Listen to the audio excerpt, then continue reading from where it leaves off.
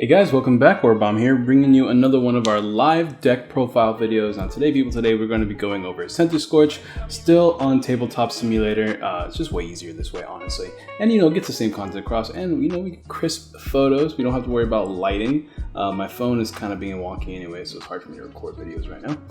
But hey, thank you guys for coming back to the channel. If you guys like the content, do me a favor. Likes help dramatically, especially right now with the way the channel is running right now. So if you guys like the videos, don't forget to drop a like. I will say right off the bat that Centiscorch, for whatever reason, looks kind of funky. Couldn't figure out why. I don't have another English copy I can just import either, so I'll be telling you guys what the card does. You can kind of read it too, it's just not the best. But you guys know the drill. If you guys drop a like and answer the comment question, you have a chance to win a booster box thanks to our lovely sponsors at Guardian Gaming. The box is actually coming in this Friday, I believe, so I'll be giving it away to a viewer very soon. Once again, once the set releases, will be the day I pick, and then I will ship that box to somebody right away. So Guardian Gaming, as always, thank you. Let's go over it. Now, Centiscorch is probably the deck I've tested the most. Not for any particular reason. It's not. I do think Centiscorch is probably my favorite of the new decks, but I mainly tested it because I wanted to try out Centiscorch versus my other decks that I've been building, and I think Centiscorch is the deck I've had the most success with. I think it's a really powerful build. Centiscorch in itself is probably going to be the best welder deck that we've had ever. I don't want to say we'll ever get because you never know what comes out in the future, but. There's a lot of very interesting deck choices which kind of reflect the way I've been deck building recently, so we'll be going over that soon. But yeah, we got a 4/4 line here of Centiscorch. I think it's super important with any Vmax build that you play a 4 of. So that's what we're doing here. So let's go over Centiscorch. Centiscorch has some pretty decent attacks. 210 HP with the baby. Its first attack, Burning Emission, does 20. And then you can discard an energy from itself, and if you do, you discard an energy from your opponent's active Pokemon. It's a great way to slow down things like Eternus, things that attach their energy to the active Pokemon. Like, your opponent can't really attach an energy to their active unless they have some sort of acceleration, right? Because then you're just going to disrupt them and also do a little bit of damage, which is kind of nice. It also has Burning Train, which, at initial glance is like whatever, but it's pretty decent. You can use this versus Zamazenta as a way to knock it out, because even if they have some sort of buff, like you're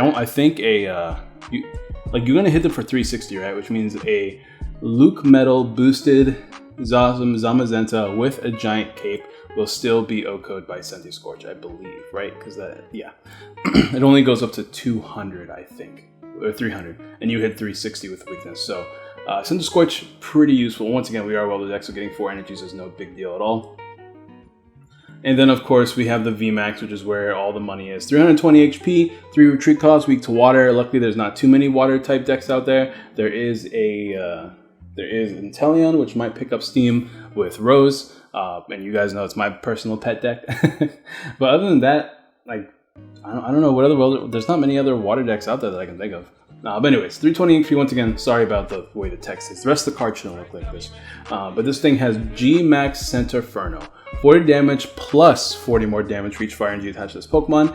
And you may attach fire energy from your discard pile to this Pokemon after damage calculations. Which means if you have 2 fire energies attacked, you do hit for 120. And then you can attach an energy after you do the damage. So it doesn't scale with the damage once you attach it from the discard pile. But this, because it's a 2 energy attack, and because it is a kind of like a self-sufficient Pokemon, because it accelerates energy to itself, this brings a new dynamic to welder decks. This is one of the first times you don't have to land a welder every turn in order for you to be doing damage quickly. You are a Vmax Pokemon, you've got a pretty decent amount of HP. Decent, 320 is decent now. But, and of course you do hit things like, you do hit metal Pokemon for the most part for weakness.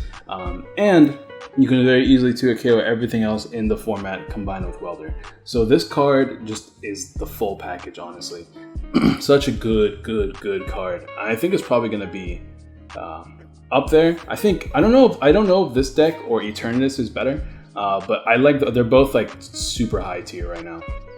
Grab the whole deck. I'm actually going with Vulpix. No boss's orders in this deck. I'm actually heavy on the Vulpix. This is specifically for Eternus because I think it's so important to. I think it's so. Oh, this is so weird. I hate when it does this.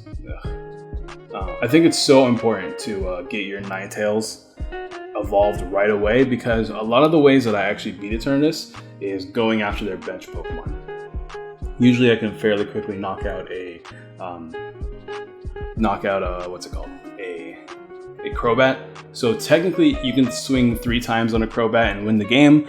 You can swing 3 times. Just generally you want to swing 3 times for a game, right? Which is where the Ninetales comes in. You want to make sure you have the Ninetales. This also puts energies in your discard pile for the Centiscorch. Pretty relevant as well. But yeah, have the Ninetales, swing 3 times a game, maybe attack twice an Eternatus, and then once, I guess, yeah, then you have to swing 4 times in that case. But like usually it's either 4 or 3 times you'll be swinging for a game against most decks. We're going to go over deck matchups here in a little bit, just like in theory. But the Ninetales I feel like is super important. Maybe you can even play 3 Ninetales. There's a couple cards you can cut in here. I know some people don't like Ninetales, so you can easily cut out a Vulpix for something else, maybe even add a Boss's Orders if you want like that security. Just because I prefer to use Welder or Marnie every turn, because I also play Marnie in this deck. Marnie for a little bit of disruption, which is something that a lot of decks don't expect when they're playing when you're a Welder deck, right?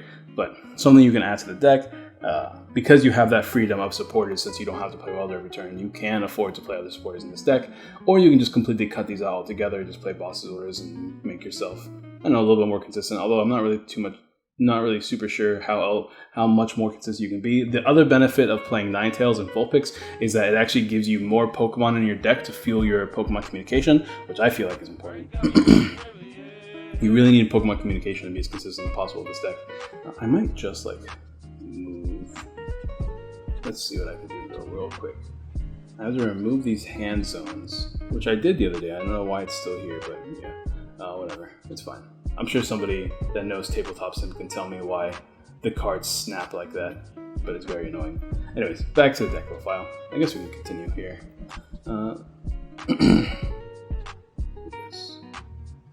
Yeah, see how they snap? I don't like that.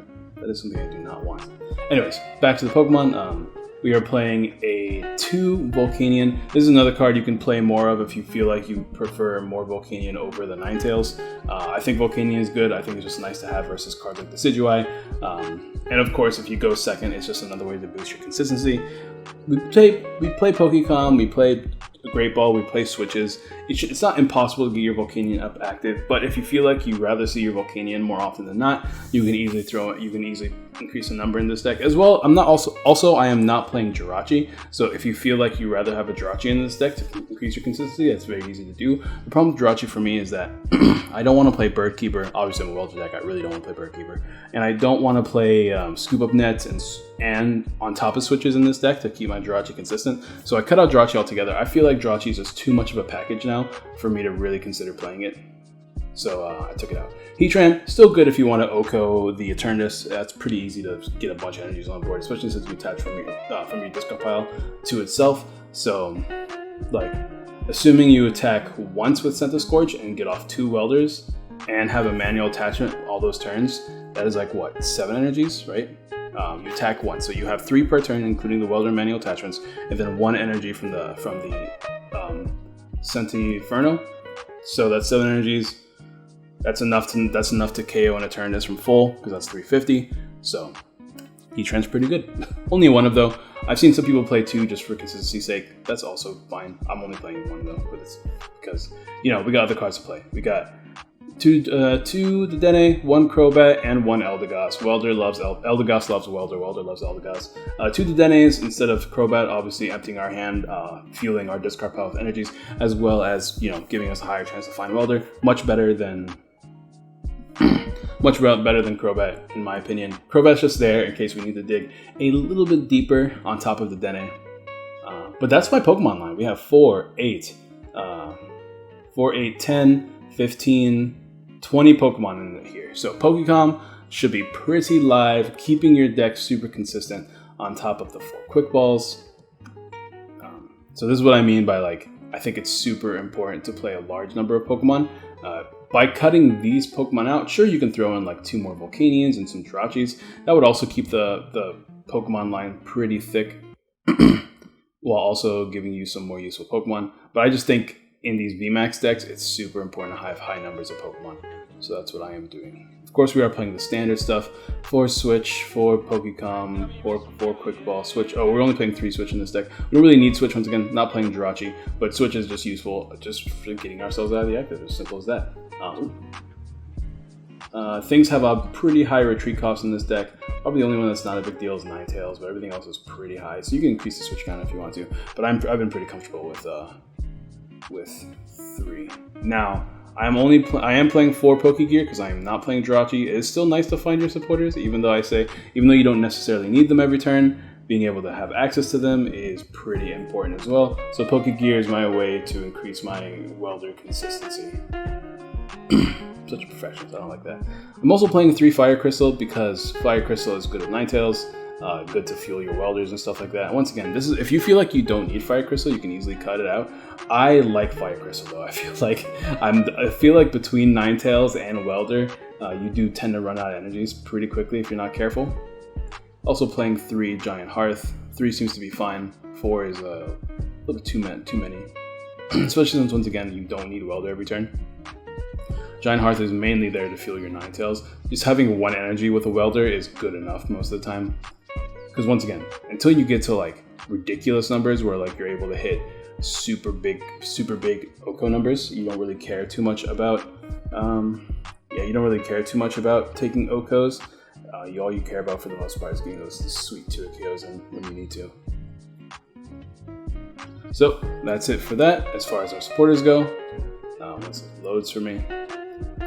We're playing 4 Welder and 2 Marnie. That feels like a good enough number. I don't feel like we need more than 2 Marnie. You just really only care about playing Welder most of the time, but Marnie's there if you really want to disrupt your opponent a little bit, lets you draw to your deck if you need to, and of course, it's Marnie.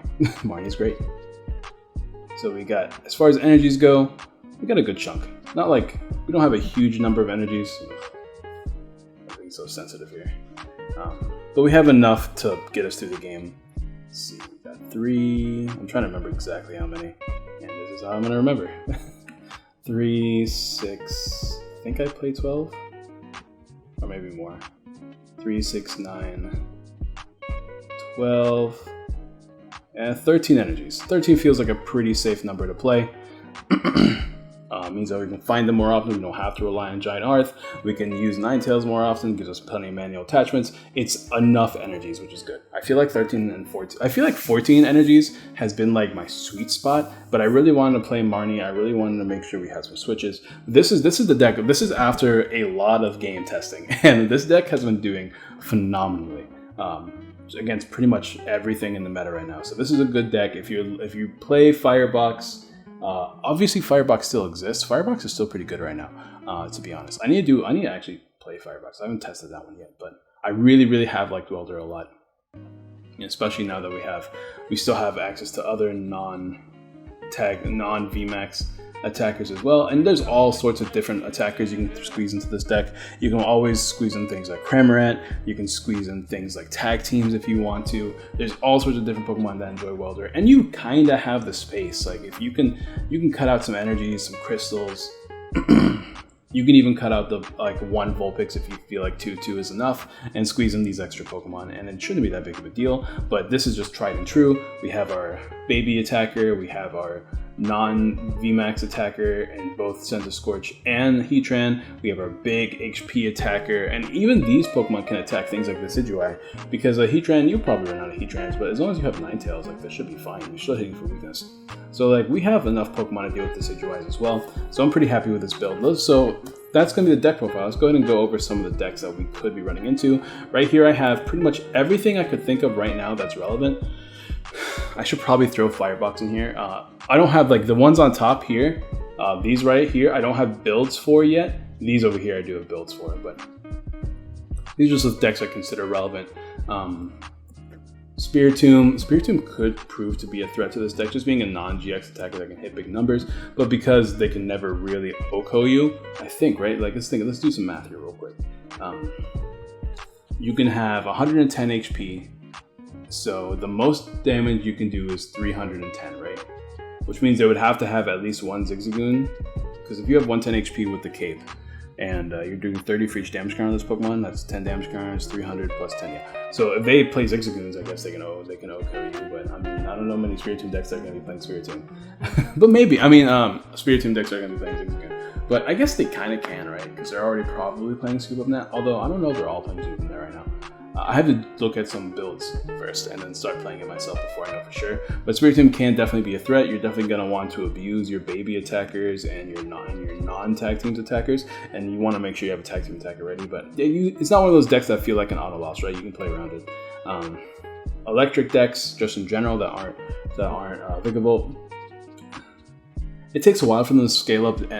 Like you're both kind of scaling damage, right? So I don't feel like it's going to be that big of a threat, especially if they play tag teams like Pikarom. You can very easily deal with Pikarom in this deck, so that shouldn't be a threat to you. Toxtricity is another beast, but it's a little bit less consistent than you are. I should probably put the Vmax on top, huh?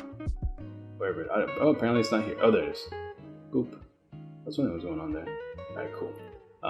The Vmax, flip this with Slowbro. It's not bad. Play a bunch of switches, Mallow and Lanas. Mallow and Lanas could prove to be a problem, actually, if you're playing Toxtricity, if they do play Mallow and Lana, because they will be able to heal the initial damage, and sometimes your initial damage is pretty low. Like I said, with 2 energies, you're doing 120. Of course, you generally have 4 energies attached to this thing by the time you're attacking with it, which is what? What is that? 4, it's 200 damage. They heal for 80. That leaves them with 240 HP left. You should be able to hit 240 pretty easily, yeah. So I think Malana, it could be a problem if you're not playing around it, because they have to play switching cards in their deck. So something to keep in mind. And we will be poisoned. They only hit 250, and then, what was that? 160 plus 80, 240, 250 with the poison. So something to keep in mind as well. But 250 is not enough, obviously, to kill you. And once again, you can always do the Heatran blow up attack. Frostmoth is a deck I really want to try out building a Lapras Frostmoth build or a Keldeo Frostmoth build. Lapras with the giant bucket could be pretty good right now, but we'll have to see for sure, because we don't have things that can easily switch around like we used to. So I think Keldeo is probably the way to go in that if you're going to be building Frostmoth, because it can scale just as much, and you have Giant Cape now, but Giant Cape obviously does not dodge the knockout from things like Eternatus, so it's something to keep in mind. So like in the tag team matchup, this is probably better, but in most other matchups, this is probably better. But once again, if you can run into Frostmoth, you're just going to have to out-consistently them or you're going to lose, because you're still a fire deck, right? I don't think you have anything that can really deal with that card. Unless you just knock out the Frostmoth with Volcanions, which is always possible. I mean, you do have Ninetales, so like their Frostmoths are pretty much never safe. So you're more consistent, which means you are more likely to win. Just make sure you get your Volcanions and attack with them. Dragapult, even though it's not really a deck right now, you do get the 2 Akios a lot easier than they do, but they can also target down your Ninetales and knock them out, so you have to be really careful. Blade Blacephalon, people are saying this is still going to be a deck, a pretty strong deck. I just think there's a lot of consistency issues now, so it's kind of hard to really warrant playing this deck. But once again, just a matter of being able to out-consistent your opponent. It comes a lot. Phalanx doesn't matter. You hit this for weakness. Kartana. Kartana is a funny deck. We have that new stadium that lets you reflip your attacks, so hopefully they don't get too many heads. Other than that, they are weak to fire, so just attack them with your babies. Like even Ninetales can attack this dude, so that might be worth just getting rid of a bunch of Kartanas early with your babies and then coming in with a big old boy. Although most likely, just stay a regular Centiscorch. That's the cool thing about this deck. You have that versatility. Obstagoon means nothing because you are an evolution Pokemon. Although I will say, I am playing Sableye Flapple here, so like Sableye Flapple has taken a few games, I will admit. This is another one of my pet decks that I really like, and it has definitely won a few games against Centiscorch. Of course, that is whenever I pop off, so it is a consistency game. Just like most other matchups, it's really just a consistency game. Like I mentioned earlier with the Eternatus, obviously you never want Eternatus to go first. If you go second though, if they have their Pokemon active, then you can disrupt their energy, and it's like they didn't even go first, which is pretty great. Other than that, I would focus on knocking out the Crobats or any other GX Pokemon they play down. And if they don't play down a GX Pokemon, like not GX, but like a 2-price Pokemon, I would attack one of the Eternituses, maybe knock out a Zigzagoon, and then finish it off against like a Crobat, because they're eventually going to have to play Crobat. Eternatus just relies on Crobat on the bench. Inteleon, Silvally, I mean, it's a problem. We're not playing that Burning Energy in this deck. We don't have any way to increase our HP. You can play those cards in this deck, but I just feel like you really need the basic energies in this deck to be consistent, which is why I'm not playing any of the Burning Energies. Because if you don't have you can't use Welder on the Burning Energies. And the extra HP doesn't really change too much math, but I guess it does change exactly like Inteleon math, because Inteleon does hit the 320 exactly. So it might actually be worth in the future, if Inteleon is like more meta, it might be worth putting in like a few Burning Energies just to exactly avoid the Oko. But if they do hit you with max bullets or like its pre-evolution attack to put any damage counters on you, you're still in range. So it might not even be worth teching for this matchup. It's got a really similar build to Centiscorch, because Rose is similar to Welder in a lot of ways. I think your best bet in this matchup is probably knock out the Silvally and stop them from being able to draw a bunch of cards, because if they use Rose, they're like a turn behind. Of course, if they use Rose and you can't like get a revenge knockout of any kind, then you're still like in the back foot. But probably knocking out their Silvally so they can't draw after using Rose is probably your best bet. Eternatus, we already talked about. There's no more Metal Frying Pan, so Luke Metal's not a threat to you. Salamence also plays Welder. It can also play the Piers engine, which we'll talk about we're probably going to do ADP next, actually, in the next video. Because the ADP, I'm playing the Piers engine now, so we'll talk more about that in the next video, but which should be up tomorrow, right, if I get a bunch of recording done today. But Ments can be annoying because but they need to like pop off. I don't really think they need to pop off. I just think they need to be decent. Because this build that I'm playing is also Welder, but it plays Powerful Energy, which can increase its damage output. Why is this going 30 cards? Oh, did I cut the? Oh, I cut the deck. That's what I did. That's what I did wrong. Okay, there we go. So it can hit those numbers. It obviously is a Welder deck as well, so it's really similar to you, but it's a lot harder for it to take Okos. It's got Twin Sonic that can damage your bench though, so you have to be careful. It also has Transflight that it can very easily pull off, which is actually pretty annoying for you because, like I said, like most cases, you're probably only going to have 4 or 5 energies. If you have 5 energies, you're golden, but if you have 5 energies, you're not golden. No, if you do have 5 energies, you're golden, right? Because you're hitting 240. But if you only have 4 energies attached to your Centiscorch, you're not Okoing the Salamence. Them doing 30 damage to all of your Pokemon actually does kind of be a problem sometimes. They can put things in range, especially since they can hit you for like 50 or more if they have Powerful Energy attached. And that 58 damage can become a problem whenever they start hitting you with the other attack, wherever it is. Where's the Vmax? There it is. Which does 240, which once again can scale up thanks to Powerful Energy being 230, or 270, or 260, right? Because Powerful Energy is only plus 20, it's not plus 30, which is unfortunate, by the way. It should have been plus 30. Oh, apparently I don't have the text on this card. That's weird. Well, it's plus 20. I'm pretty sure it's plus 20. So 40 damage with the 30 damage snipe is 70. That could be annoying to some of your Pokemon, especially if they do the big spread attack twice with the regular Salamence, because that does put pretty much all of your Pokemon in range of Twin Sonic and its other attack as well. So something to keep in mind. Just be careful in that matchup. Be careful what you bench. ADPZ, once again, you're a fire deck, but they can take multiple prizes if they pull off their ADP attack, and you usually cannot knock out their ADP by the time you're a Centiscorch, because once again, at most you're only going to have like, well, if you get like maximum energies on one Centiscorch, then yes. If you use Welder twice and manually attach twice, say that you're going first, right? Welder twice for 2, and then manually attach on the next turn, Welder twice 2, you do hit exactly 280, so that's actually somewhat relevant. But if you don't get all that, then they're going to be able to get their GX attack off, and then from there, Zamazenta can prove to be a problem, especially since Zamazenta can take multiple prizes if they do take a knockout, so you have to be really careful about how you take knockouts. Luckily, like I mentioned earlier, you are still able to Oko the Zamazenta. The problem with that is that Zacian can come in and Oko you, so it becomes like a who can KO who first war, which is very annoying because this deck has Metal Patch and Turbo Patch, and you have Welder, right? So it's pretty intense, like who can land their cards in the most kind of win.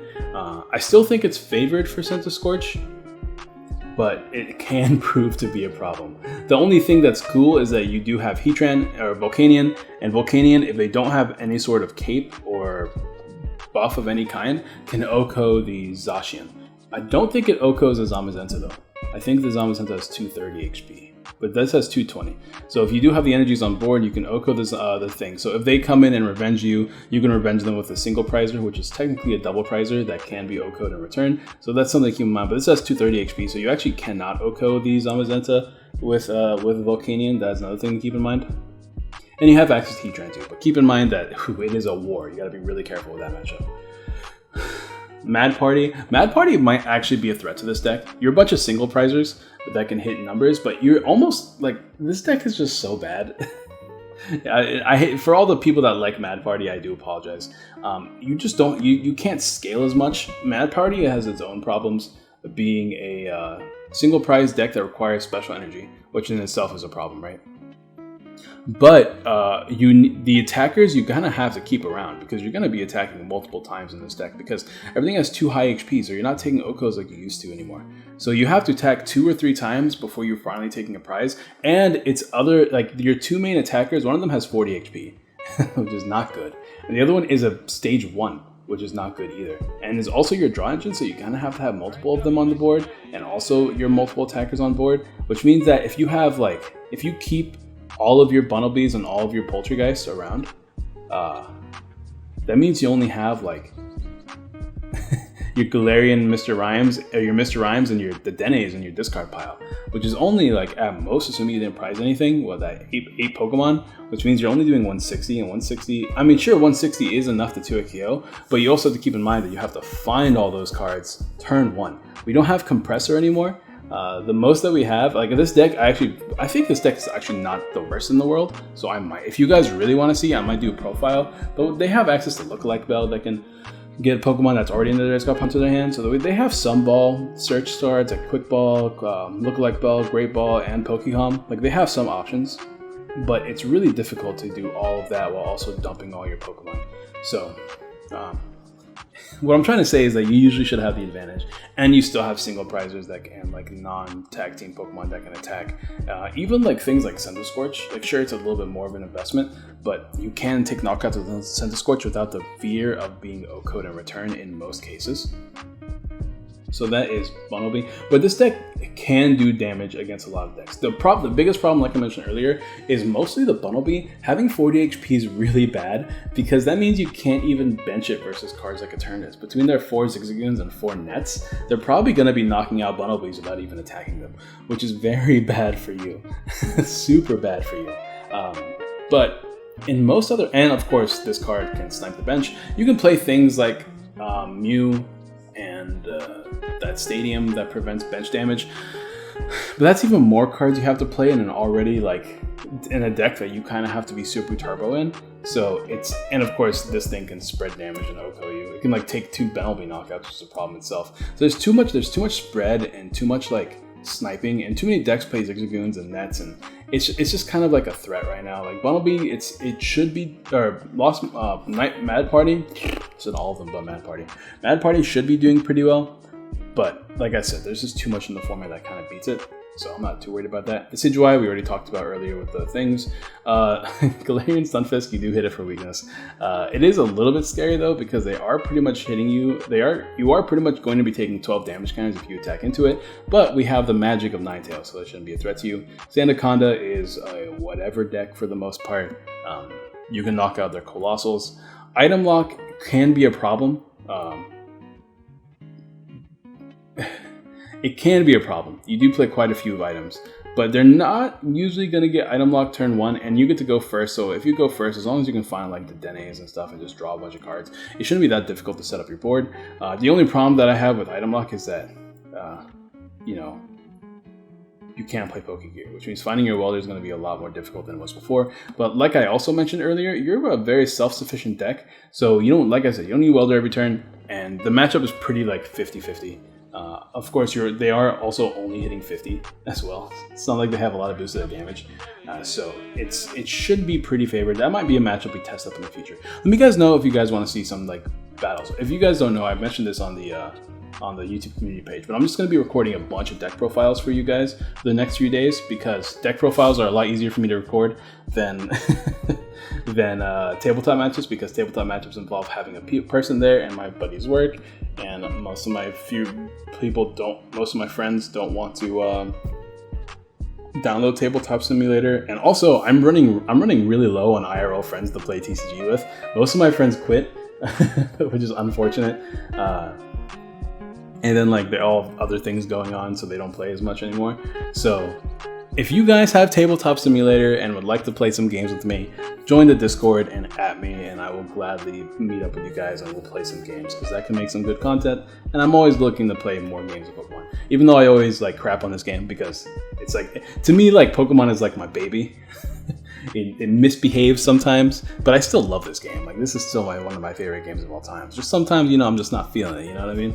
But I've been really excited about Darkness Ablaze, because it just feels like there's a lot of potential in post-rotation. And of course, rotation is always an exciting time as well. So let me know what you guys think in the comments down below. This has been a really long video, but this is what I want to do from my deck profiles. But actually doing it, my throat feels raw. So we'll see what happens. I'll try to record the next one right now. But thank you guys for watching. Drop a like if you guys like this content. It is greatly appreciated. And I will see you guys next time. Peace.